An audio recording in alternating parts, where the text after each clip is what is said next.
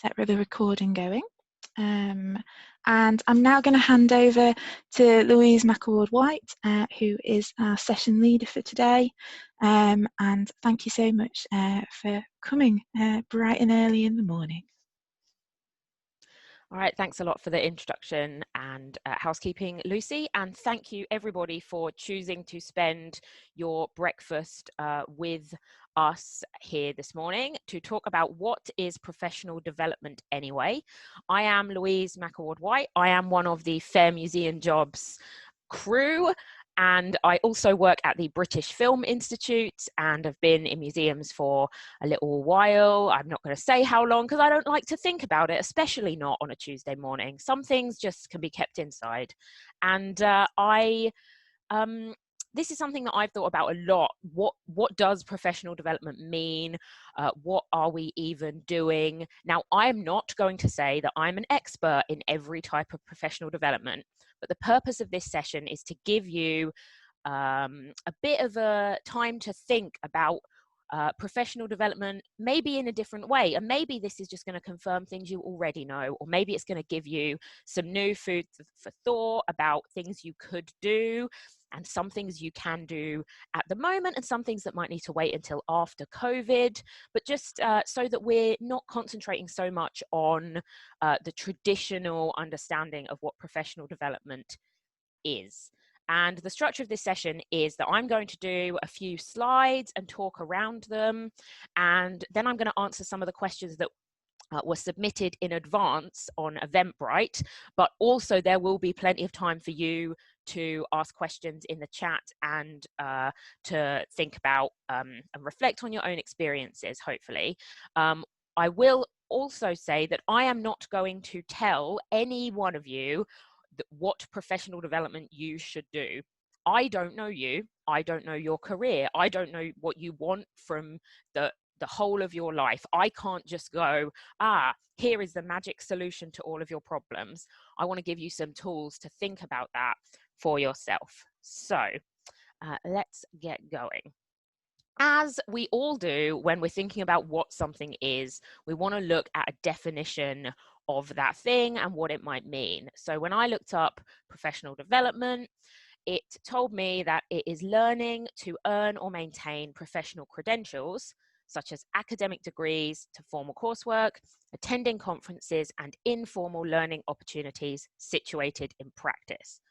Now, I think we can all agree that this is an extremely broad definition. It can be professional credentials, it can be memberships, formal courses, qualifications, conferences, events, informal learning. Things you do in your workplace already are professional development.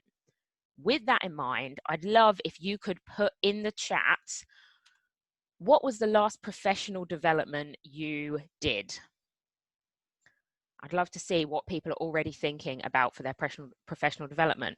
And it goes without saying that coming to this session counts as professional development. So you're already doing it. Fabulous. So yeah, there was a heritage framework debate yesterday. The Museums Association conference. Yep, free courses on Open University. And Future Learn. Yep, doing this. A lot of people doing free courses, also first aid, which is great. Someone's doing their MA. So a lot of courses and conferences. I would say the last professional development thing I did was last night teaching myself how to upload videos to YouTube. Something I've never needed to do before, but I now know how to do it. And I think it's a useful thing for me in terms of professional development. Yet Zooms, some of our sessions from yesterday. Oh, Museum Essentials course, definitely. Yeah, learning Instagram and Canva, brilliant. Yeah, courses through unions as well is definitely a really rich seam of information. So loads of things that people have been doing, fantastic. So you already know a lot of what I'm going to tell you. Volunteering, definitely, we're going to come on to that as well. So let me move to my next slide. So before you do any professional development, when you're planning, you need to identify what you actually need to do. And that can be as difficult as you want to make it. You can take as much time over it as you want to. So for me, I was like, I need to know how to do this specific thing, uploading videos to YouTube, and I need to learn how to do it quickly for this specific reason of fair museum jobs. So I'd already identified the gap in one thought process in my mind. But you might want to be a lot more strategic about what you're doing. And there's a lot of ways you can identify these gaps. So you can have your own CV in front of you and think about what maybe you haven't done for a while. What might you feel a bit rusty on that you used a lot in previous jobs? Maybe your next professional development is reminding yourself of something you used to be really proficient with. Or maybe you need to fill a gap because you're looking to make a move to a new job, take a step up, promotion, working on a new project. These are all really good times to just take a bit of a critical eye to your experience and see what you think you could do. And a really good way of doing this can be to get the job description for a job that you might be interested in. And it could be your manager's job or someone else in your organization, or it could be a job you see advertised that you think, oh, I would love to do that. And maybe it's not a job you would love to do this year. Maybe it's the job you'd love to do in 5 years. If you can identify what in your CV doesn't match that yet, you can get yourself on the path through professional development to what you need to do to maybe get to that point when you're ready to make that move. So it's really important that no matter what you do, you identify the gap that you have and what purpose that professional development is fulfilling for you. And it can also help you think about the different options for what professional development might look like to fill that gap. So if you are looking for moving up into management, maybe there's a course, but maybe a discussion with someone who's in a manager role about what they've experienced and how they made the move will give you more information about what you need to do. So professional development builds as well. You do one thing and then the next thing, and there's increments that take you forward. It's not one short shock all the time where you suddenly know something and can unlock the next pathway. It's not like in a video game where you can't do one thing until you've done something else. But sometimes it is. It's complicated, and our careers are complicated. And sometimes you might do some professional development that sends you off in a direction that you never expected. And all of that is completely normal. So I'm going to assume you've identified the gaps, and we're going to think a bit about how you can fill them. So let's dispense first with formal courses and formal development. I'm not going to tell you whether any of these are right or wrong for you. I'm presenting them as options that you could consider. So there is academic study, extremely common in this sector. You've got your undergraduate, your postgraduate, maybe even a PhD. And there's good reasons, to do any of these things. And we'll be putting up the video of our session on the pros and cons of museum studies from yesterday. So that might give you, if you're thinking about a master's in museum studies, that might give you a bit of thought there. But academic study is a very valid form of development. It's particularly good if you're looking to fill something theoretical in your skills gap. They're not always a practical thing, but they are also a way to go deeper into a subject, especially when you get up to PhD level. So those are some of the reasons you might think about academic study. There's also all kinds of formal courses that you can do for development. So there's some that will be required for your organization, things like first aid training, health and safety, fire, risk assessments, maybe food safety and food hygiene. All of those are likely to be mandatory because your organization is trying to achieve something, but they can also just be useful for you personally to have. So I've been a first aider in multiple organizations, and it's something that is quite important to me to maintain, because I think it's something that's not only useful for me in my career, but it's useful for me personally, and I feel a lot of confidence from having those skills. And also my workplace offers mental health first aid at work accreditation, which is something that's quite important to me as well. But you could also undertake these courses in your own time. So a lot of people might be thinking about project management, and there's a lot of courses under project management that you can do and get that formal accreditation at the end that awards you the status of practitioner or similar. So things like Prince 2 or Agile are kind of some of the most common. There's a lot of others. Another option for courses that I've not put under academic study because it's a lot more work-based is thinking about MVQs and diplomas. And there are some organizations in the heritage sector that are assessing bodies for those.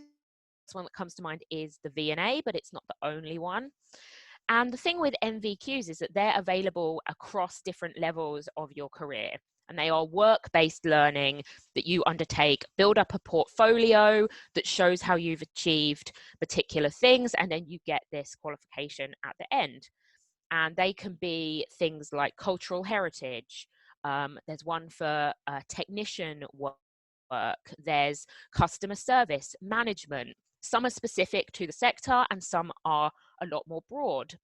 Quite a few years ago, I was lucky enough to be able to do a MVQ in customer service. This was back very early in my career, and I was able to get it sponsored by the local council because they were offering this upskilling. And it's one of the things that has actually had a lot more interest in job interviews, even now that I have this work-based qualification in customer service. And for a while, it got me into a temporary job working in retail, which I think a lot of us in this sector can't always rely on the sector to provide all our income. So it was really useful as a development for me. So it's definitely worth sometimes thinking about something a bit more work-based. And you've also got things like the AMA with the Museums Association, which is similar in structure to an MVQ. So you're doing a project, you're proving your knowledge, and it results in a different kind of accreditation at the end through the Museums Association. You can also think about more formal training events, and I think we're all very aware of these kinds of things. You've got the ones through the Group for Education in Museums, the Museums Association, Arts Marketing Association, Institute of Art and Law, UK Registrars Group. There's every organisation in the sector at some point offers some kind of training events, and they are usually not sort of accredited courses. Occasionally they will be, but it's worth keeping an eye on those for kind of more formal development. And these are all the kind of things that are going to take more of your time in your working day. But we're going to come on to some things that are a bit different in structure that might not take as much time, because I know from the questions on Eventbrite there, it's about how to sort of fit that around your work. So what I want to think about is in two sections. What can you do on your own? So in the current times of coronavirus, we don't all have the option to be in our workplaces, to go and experience other museums and organizations. In a lot of the country at the moment, we're closed. Not everywhere, but it's good to think about it in terms of what you could do for yourself first. So a lot of this is very obvious stuff. You can do some reading. Reading counts as professional development. You can read books about museums. You can read journals, museums journal, GEM case studies. There's some formal academic journals about museum work, particularly museum education. Loads of those, websites, case studies, articles, plenty of choices of how you can do that. You can watch things. You can watch conference proceedings for events that you weren't able to attend in person, TED Talks. There's been TV shows about museums recently, behind the scenes at the museum during lockdown. All of those count as you sort of widening your professional knowledge. You can write. And writing can be long form. You could start a blog, share your experiences, talk about what you're doing, or you could find another place to host your blog. I know the Group for Education in Museums are always on the lookout for blogs relevant to their work, so education and learning. But in the wider career sense, they might be able to host topics. I know, speaking for Fair Museum Jobs, that if someone had a blog about the world of work and recruitment, we might be keen to think about publishing that. So there's a lot of places you could consider. And also Twitter, having an active Twitter presence and getting involved in things like Museum Hour, Heritage Hour, Archives Hour. These are all ways that you can interact with others, but develop yourself. And it might prompt you to think about things you might not have considered, especially because there'll be a different topic every week or every month, depending on the structure.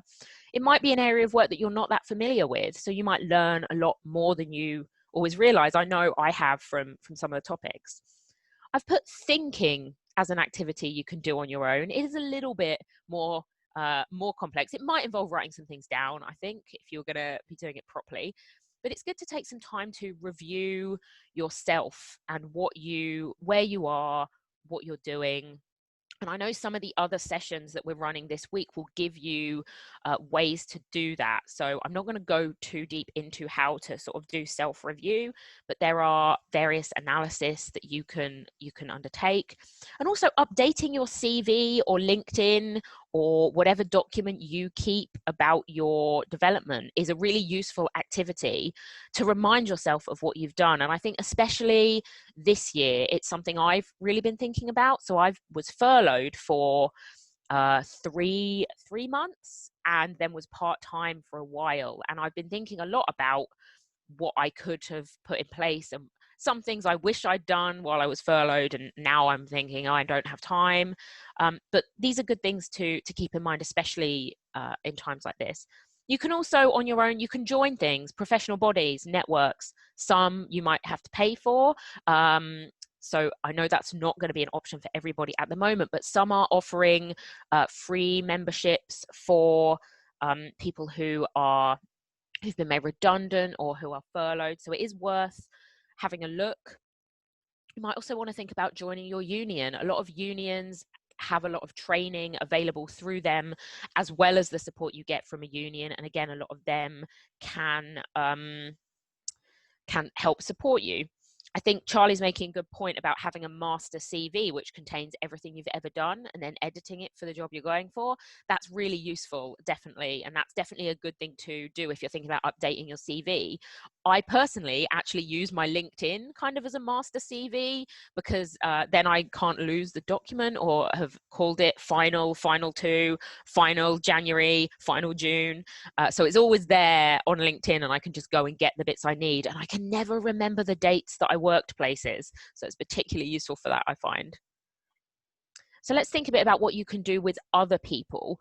Some of this might not be an option now. Some of this might not be an option for many reasons. I'm talking from a bit of a position of privilege. I have a solid foundation, a full-time job at the moment, and I'm sort of able to do some of these things, but not everyone is. And I've been in times in my career when I couldn't, for example, volunteer because I needed to spend that time working to pay the rent, to buy food. So I know putting volunteering on here might not be for everyone, but it is a valid form of professional development.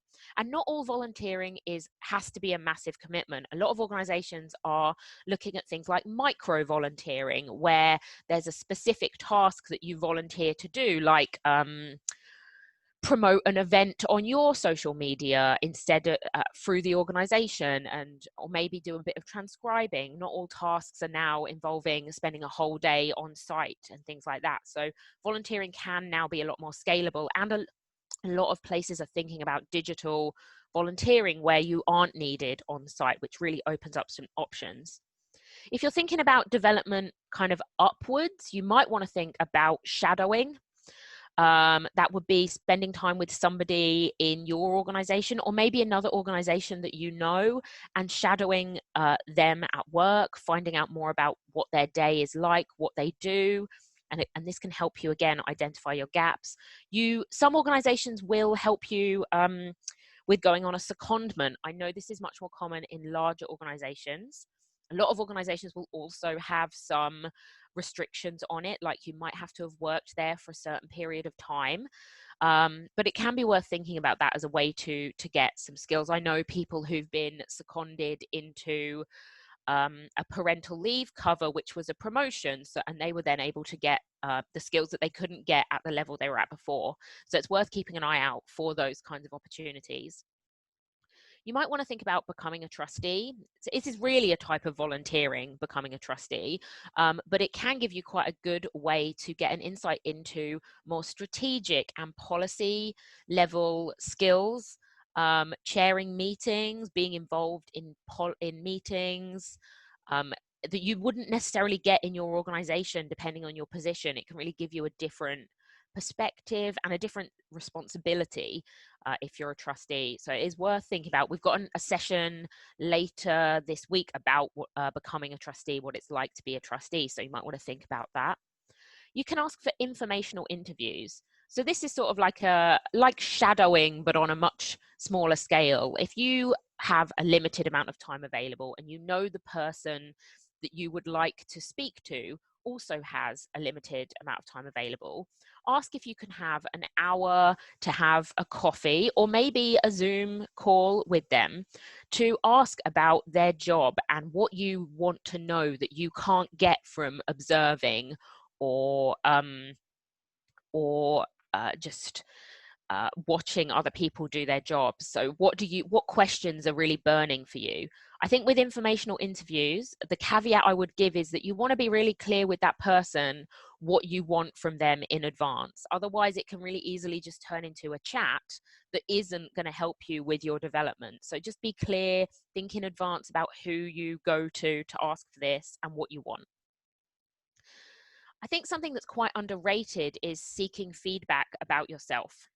So not all, that might be casting a generous thing of some of our organizations. Most of us are likely to have appraisals at some point during our working cycle.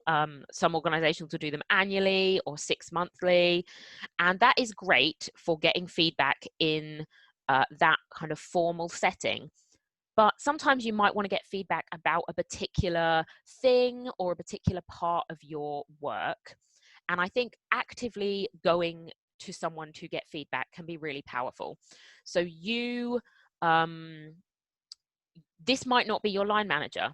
It might be someone that you work closely with on a project and you want to get feedback about your communication style, your project skills, the things that you've brought to that project. And again, arrange to have a conversation with them. And it doesn't have to be formal, but it's useful for them to know what you want from them, and also to reassure them that you are not looking to be praised for 10 minutes. You want a genuine bit of advice about things you could do to improve next time, things you could develop. And seeking feedback is hard. Not all of us are good at it. I know I am not very good at it. I think I want feedback, but I often would rather just be told I'm doing a great job and can get on with it. But that doesn't help me develop. It doesn't help me identify what my needs might be, what I could do differently. And you can also do that a bit for yourself. Take a bit of analysis time on a project that you've done or something you've delivered and think, what do I feel I did well? What do I feel I could improve on for next time? And you can write all of that down and keep it as a log, or you can just keep it inside for you. But writing it down sometimes kind of gives you that commitment to what you're doing. The last thing I've put on here about what you can do with others is mentoring. And that can be on both sides. So you could be a mentor. A lot of people think that they couldn't possibly be a mentor because they aren't super experienced, they're not a manager, they're not senior. You don't have to be any of those things to be a good mentor. We have a session, another breakfast on Friday, where we're going to talk a lot more about mentoring. But I definitely want to reassure everyone that almost everyone can be a mentor, and almost everyone can benefit from having a mentor, no matter where you are in your career journey, whether you're just coming into the sector and you're looking to just choose your path and look at your options. A mentor can help you shape your thoughts, Or if you're really experienced and you've been in the sector a long time and you're thinking about what next, where do I go, what do I do, a mentor can help you at any of those points and all the points in between. So I think it's a really useful thing to think about, and we are talking about that again later in the week. So that is, I know, a lot of information, but the key point is any professional development that you do, you can do something easily. Anyone can do a thing. What you need to do is think about it afterwards. Reflect on whether it achieved what you needed it to. Did you fill the gap you identified before you started? And how are you going to use that in the future? And I know I'm as guilty as anyone of going to a conference, taking lots of notes, and then putting that notebook away. And I don't look at that notebook again until the next time I'm going to a conference. And then I think, oh, I was going to email them and I was going to do that. And I just didn't. So I think there is something really important about making sure that you use what you have learned, or find a way to kind of consolidate it for you so you have that to go forward with. And keeping a master CV is something that can help you do that. How you are writing down the experiences you've had is really useful. So we're coming on to questions. I think what I might do is address something that has come up in the chat already. Then I'm going to look at some of the questions from Eventbrite. So someone has asked how to get CPD onto CVs and applications. I'm doing something most days and I've been out of work for months now. So firstly, I'm sorry that that's the situation that you're in. It's really difficult in the sector at the moment, and we're not shying away from that here this week. Answering the core of your question about how to get it onto CVs and applications, I would say the best thing to do is, so I personally, at the end of my CV, I have a section that's generically called skills and interests. Now, what I put in there is actually things like the software that I am proficient in, the things I do that don't fit in a logical place elsewhere on my CV, like fair museum jobs, like one of the trusteeships that I am involved in. And I have a section, and in that I might pick out a few particularly relevant courses for that job, or not even courses, it could be anything that I've done that's particularly relevant. So you might just list, so you're applying for a museum learning job, you might list that you've attended GEM Safeguarding Training 2020, Museums Association Learning and Engagement Day 2020. Just pick a couple of things that you've done. Recording everything is not going to be useful, but you can pick a few that are relevant and put those on there. I hope that answers your question, Ellie. If it doesn't, tell me in the chat and we will go further into it. I'm going to move on to some of the questions from Eventbrite. I'm going to stop sharing just because it's a bit easier on my screen if I am not sharing. So some of the questions that came that were submitted through Eventbrite. How do you make time for thinking about your own professional development when you're completely snowed under at work and have even less time outside working hours? So, number one, professional development is part of work. It's okay to have that conversation with your line manager and say, I know we're busy. I would like an hour of time to do this. This is how it will fit. This is how it will improve my work situation. I know it's difficult, and sometimes you might need to go, right now is not a time I can think about professional development, but commit to yourself to putting an hour aside in 2 weeks, in 3 weeks, in a month to put that time. It's very easy to say you're too busy to do it, but you could be missing really opportunities that would really benefit you. So it definitely is part of your working life. It is not completely separate. It is not personal development that we're talking about. It is professional development. So I think I've been lucky that whenever I've had this conversation with a line manager, they have been supportive of me doing this. But there's also something around what are you doing at work already that is development? what could you change about what you're currently doing within your working day? You're completely snowed under, but is there something you could implement that might help you and your team? Is there something that might take some of the burden off? All of those kinds of changes you might make to working practice can be considered as your professional development, because you're trying something that's new to you and using that as experience. And you can then note that you've done that when you apply for a job. You can say, oh, I implemented a new logging system for schools visits that did XYZ things. And that's still it's still a way of developing yourself professionally. I really like Louisa Knight's suggestion in the comments to have a CPD buddy. So meet someone for an hour a week to do, for example, an online course, encouraging each other. I should be completely upfront here and say, Louisa is my CPD buddy, and we meet once a week to work through one of the Museum's Essentials online courses. Not this week, as I'm sure you can all imagine, but it can be something really good to have someone to feed off of, and to kind of make you both commit to carving out that time in your week to do that. I think it's really useful. Let me think about some of these other questions. So there's quite a few questions about what should I do? What options can you recommend?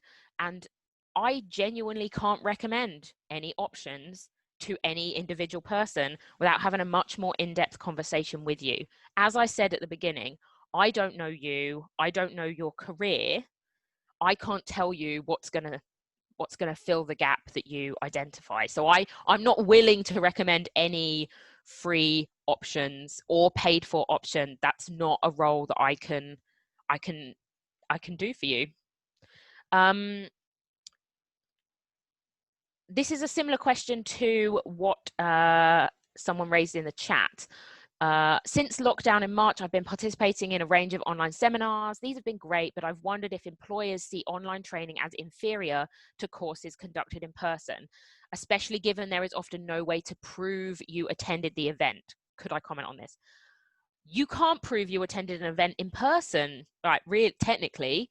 But I do think there is something there about how employers see different training. Now, I can't pretend that a certificate isn't sometimes an advantage, but I think, especially with how things have changed through this year, people are becoming a lot more aware of that development can mean something different, and online training is now the default rather than in person being the default. And I don't think that's going to go away. Because the advantages of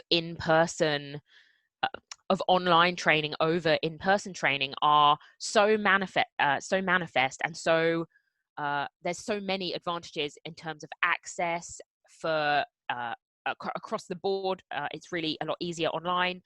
For organizations running these events, it is cheaper to do it online than to have a big in-person conference. It's not to say there's not a place for both. But I think it will change how employers see that training. And I think all you can do is kind of continue to record it in your on your CV when you do that training. But I think for employers, you really want to pick what is going to be most relevant to them, to the job, to what you're doing now, to what you want to do in the future. And that is how you show that it was useful to you. And you can comment on that, say, in an application form.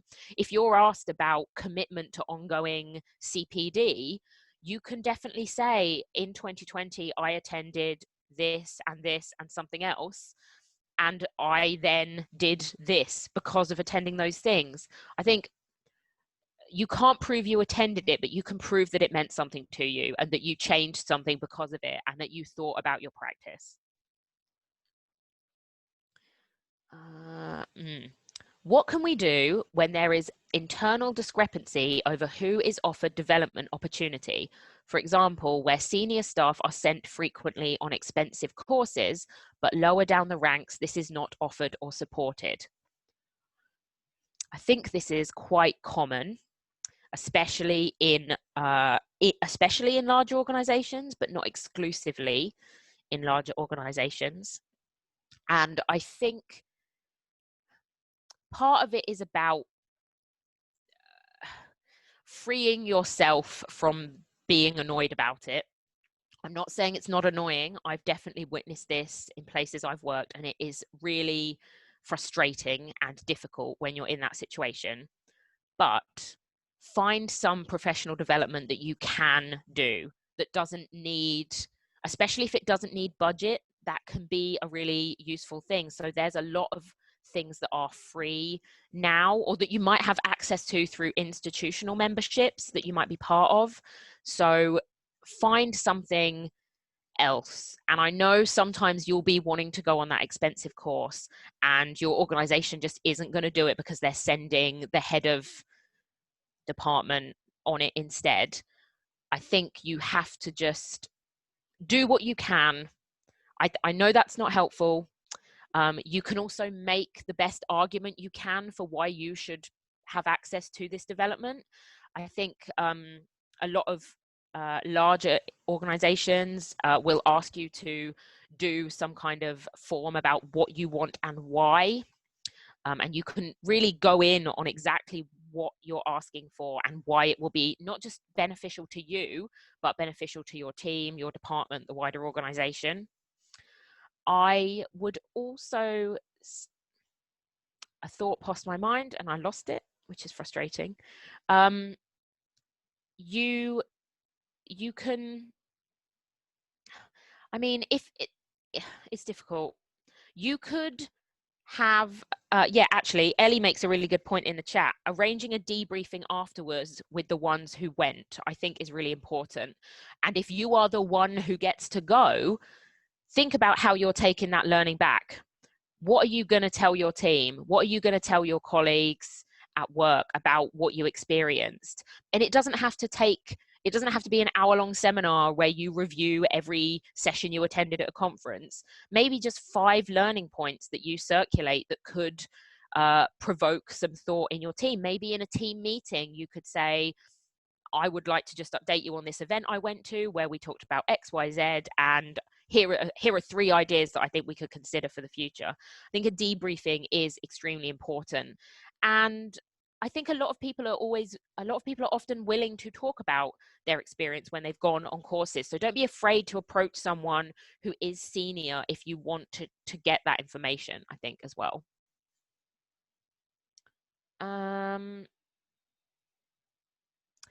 Someone in the on Eventbrite has asked, how do you keep track of or record the CPD you've done?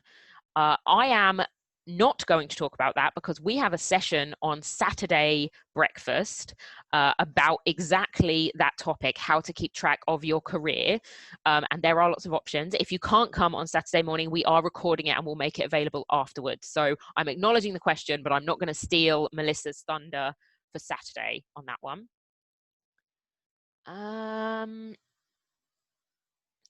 There are a lot of questions through Eventbrite as well that are people who are early in their career who are saying, what professional development courses are essential for a museum worker?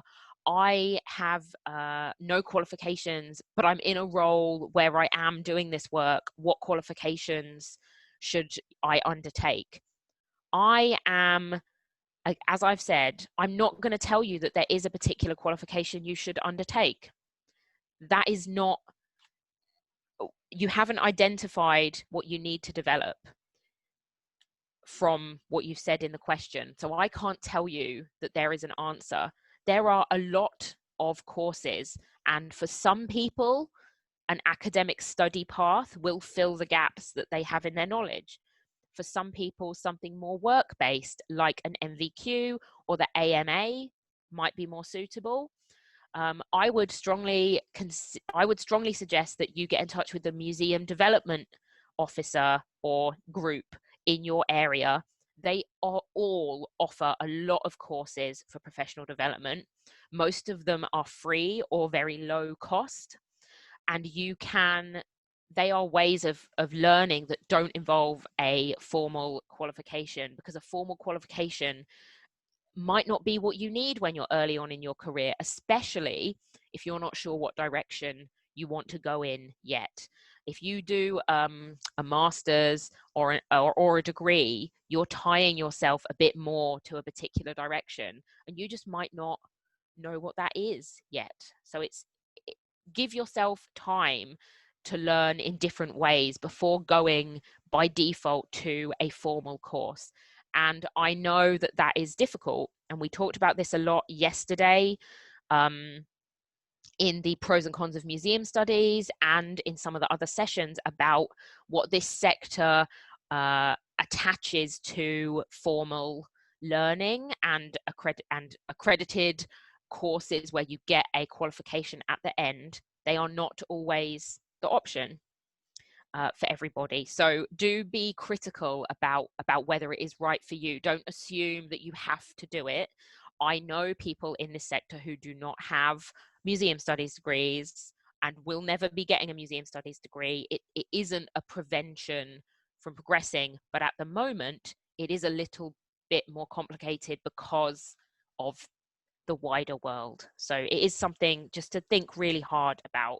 And in the chat, someone's making a really good suggestion that there is a Future Learn course from the University of Leicester about behind the scenes of the 21st Century Museum, or that's definitely what it was called. It might have changed its name since I last looked, but that is available for free on Future Learn and gives you a bit of an insight into the University of Leicester, but also into some theoretical knowledge about museums.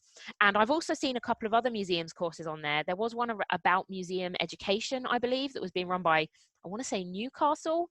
And there's a lot of other courses there to have a look at. Free courses are like a taster session if you're thinking about something more academic, but they're also, useful in their own right to give you that overview. Yes, there's a Glasgow one as well. So yeah, I keep an eye out for museum related courses on there. There are definitely a few that come up quite often.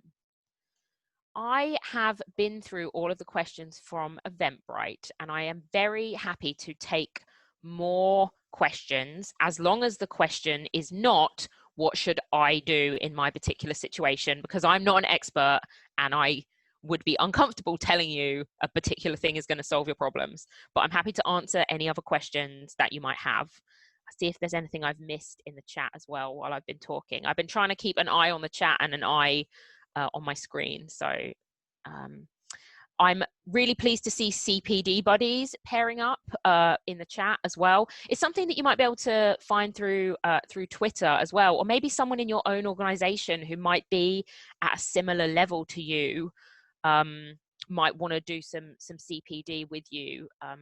And you can do it through Zoom. So the way that it works for me and my friend is that we both sign into a video chat and share, and we're both looking at our screen separately, but then we're talking between us. Let's have a look at this question. So Francis is asking, this session has been great for me to think about my own development, but also to reflect on what I offer my team and as a GEM rep. Is there any advice you'd give for leaders about the most helpful thing we can do to help our colleagues with their CPD, time, money for courses, or things we should do as sector bodies, e.g., should we have certificates for GEM events? Well, there's a lot to unpack in there. Let's go for the first question. So what could leaders, managers do to help colleagues with CPD? I think something that definitely came through in the questions from Eventbrite and a bit in the chat is about time available. There is, I think if you are a manager, making it really clear to someone that they are allowed to give themselves time to do CPD is really powerful. And ask about it in one-to-ones, check in on how something is progressing and talk about what they might need and use your experience to talk about gaps that you might perceive them to have or that they might have identified. But I think time is really important, especially at the moment. I think we all not even at the moment, but for a long time, I think a lot of us working in museums feel under a lot of pressure to only be delivering all the time, delivering what we're doing, and we don't always have the time to think about our own development. So definitely giving people time. If there is money, I think making it very clear how that money can be accessed is important, and making that access fair and and uh, and equitable across all levels of the organization. So we had that question about senior managers get to go away and do all these expensive courses, but what about the rest of us? That's a really bad look internally. You just, it ruins any goodwill that you might have had. So make sure that if you're making money available for courses, it's open to everybody, and everyone has to go through the same process to get it. Everyone should have to justify why they should go on this course and what it's going to improve about their working life. And I think as well as time to do the CPD, time to reflect and implement something is quite important. Creating an environment where someone can bring an idea from an event, a course, a conference back to the workplace and try it. I think that's something that I personally would have really benefited from in other roles I've done. If I had been able to come back from a conference and go, I learned this amazing thing, can I try it? And it had been a yes, that would have really helped me learn quicker and sort of produced some change for the organization. So I think, Francis, that would be really useful to be able to do as well. Thinking about sector bodies, should you have certificates? I mean, it's difficult. Some people would say absolutely yes, every professional development should have a certificate. I would caution that if everything has a certificate, what does it mean? What does that certificate show?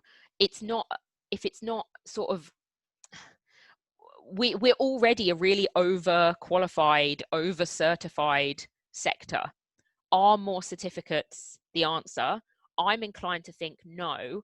I think the best thing a sector body could do is raise the profile of their courses with managers and senior people in the sector. Make it clear that these courses mean something and that people are learning something practical that they can implement, that they can do.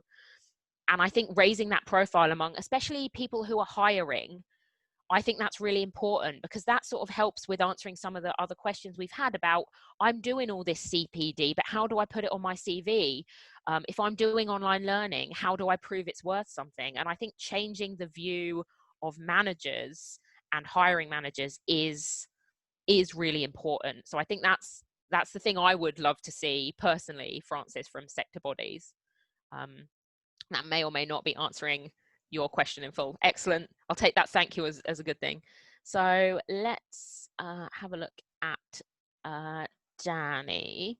I'm doing an MA in medieval studies, so not specifically heritage-based, but still learning useful skills and knowledge. I know other people who have done similar academic qualifications, but how much am I at a disadvantage compared to people doing museum studies or cultural heritage courses? Part of my motivation was choosing my course was my specific interest in the subject, but also getting a scholarship, which I couldn't for heritage course. I mean, I don't think you're at a disadvantage at all. You are doing a valid course for valid reasons. It's what you want to do with it. Where do you go next? I think it's identifying.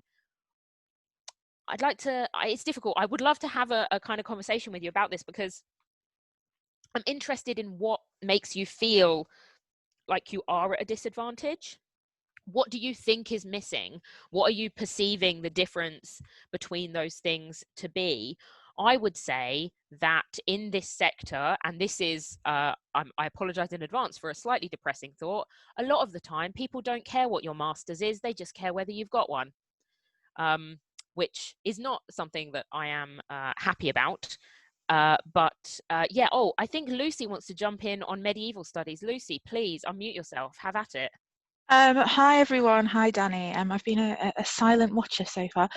I did an MA in medieval studies, and I did it before I even knew that I actually liked museums, to be honest. my friends at uni used to joke I had museum face and I was really bored in them, which is still sometimes true. But with medieval studies, and I think this goes with any interdisciplinary qualification or any qualification that you make interdisciplinary, that is only an advantage. And in all of the interviews that I've had, I always make it clear that museums are interdisciplinary spaces, and doing an MA course like that only makes you a stronger museum worker. And I feel very, very, very strongly that if you want to do an academic qualification, something that's interdisciplinary and not necessarily museum specific, is an incredibly valid route to go down. Thanks. Thanks, Lucy. That's really useful. And I completely agree. There are always valid reasons that you've chosen this path. And I don't get too much into comparing yourself. You aren't those people. You are different. Your life is different. Your path is going to be different. You are on different roads. If you compare yourself too much to them, you are not going to be able to progress. You've added a bit more detail, which is useful. You're not learning theory about heritage management and museums, but period subject content. When I got into museums, I didn't know anything about heritage management and museums. I was doing a business degree when I started in museums, and I knew absolutely nothing. I was privileged enough to have the choice to volunteer for a while, and when I was volunteering, that's when I learned about museums. But the reason I went into it wasn't because I thought, oh, this is my dream. I just thought, oh, I guess I could do this for a bit, it might fill some time. So I don't think that you need to worry about not filling that in your course, but if that's a gap you've identified, think about other ways that you could fill it. Now, I know if you're studying, you're going to be snowed under. It's difficult doing a master's, but you don't have to solve this gap now. You could do wider reading about heritage management and the history of museums. It's something that the Future Learn courses actually do cover quite well. So you might get some of that information from those. So it's about identifying the gap and finding the thing that fills the gap. I don't think you're doing anything wrong on the course you're on. And Lucy would like to jump in again. Please do. Sorry, you've clearly hit my passion button. And just to say, I believe in the study of museums and in museology.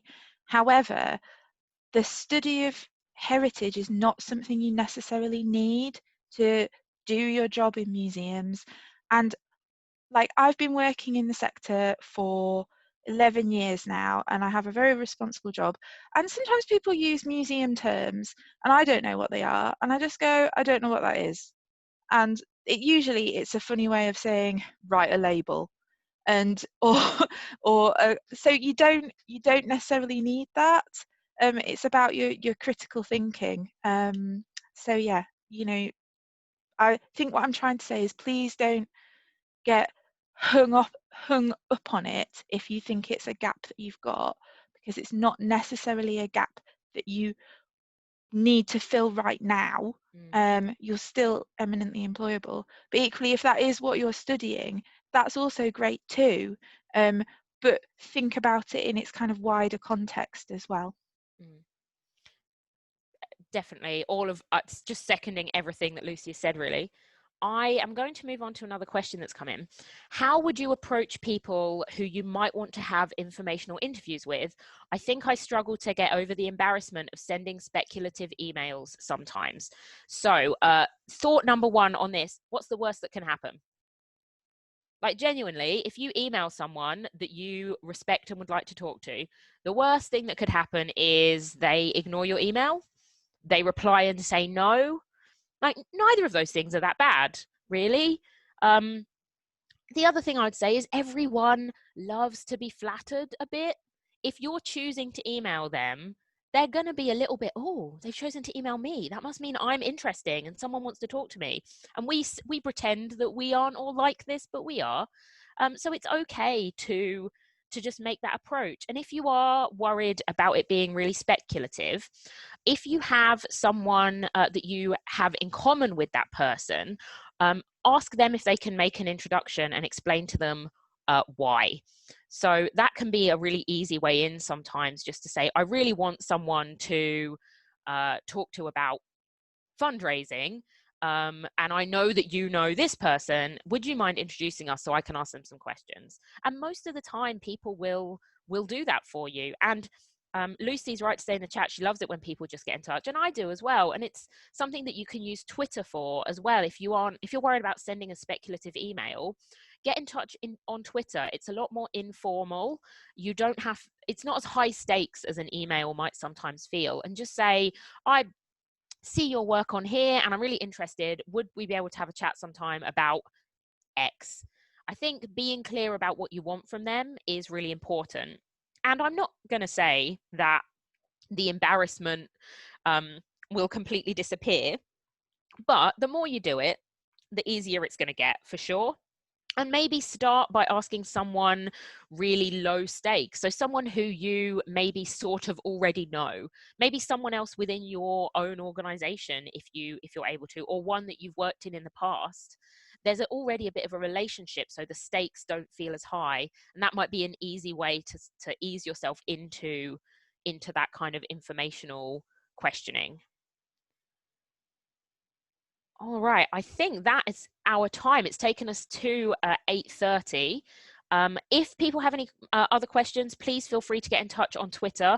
We have been recording this session, so I will check if there are any questions I've missed, and we will make some answers available where we can, unless you're asking me what you should do, in which case I'm never going to tell you. And yeah, please do get in touch with us if you have any questions on Twitter or here. We are very actively monitoring, but obviously at the moment we're a little bit busy. So thank you all so much for spending your breakfast with me. I'm now going to go and have my breakfast. And it's been great to meet you all in the chat. Thanks so much.